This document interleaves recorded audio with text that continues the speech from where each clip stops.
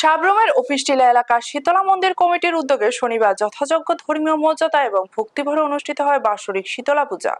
প্রতি বছরের মতো এই বছর পূজাকে কেন্দ্র করে সকাল থেকেই মন্দির প্রাঙ্গণে ভক্তদের ব্যাপক সমাগম লক্ষ্য করা যায়। এলাকার বিভিন্ন প্রান্ত থেকে আগত নারী পুরুষ ভক্তরা পূজায় অংশগ্রহণ করে মা শীতলার কাছে পরিবারের সুখ শান্তি ও মঙ্গল কামনা করেন। পূজা উপলক্ষে মন্দির কমিটির পক্ষ থেকে নানা ধর্মীয় আচার অনুষ্ঠানের আয়োজন করা হয়।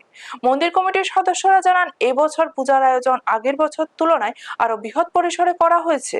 পূজা অর্চনার পাশাপাশি ভক্তদের জন্য বিশেষ মহাপ্রসাদের ব্যবস্থা করা হয়। প্রায় 500 জন ভক্তের মধ্যে মহাপ্রসাদ বিতরণ করা হয়েছে বলে তারা জানান। ধর্মীয় এই অনুষ্ঠানকে ঘিরে এলাকা জুড়ে উৎসবমুখর পরিবেশের সৃষ্টি হয়। শান্তিপূর্ণ ও সুশৃঙ্খলভাবে পূজার সমস্ত কর্মসূচি সম্পন্ন হওয়ায় সন্তোষ প্রকাশ করেন মন্দির কমিটির সদস্যরা। ব্যুরো রিপোর্ট, নিউজ তৎকাল 24।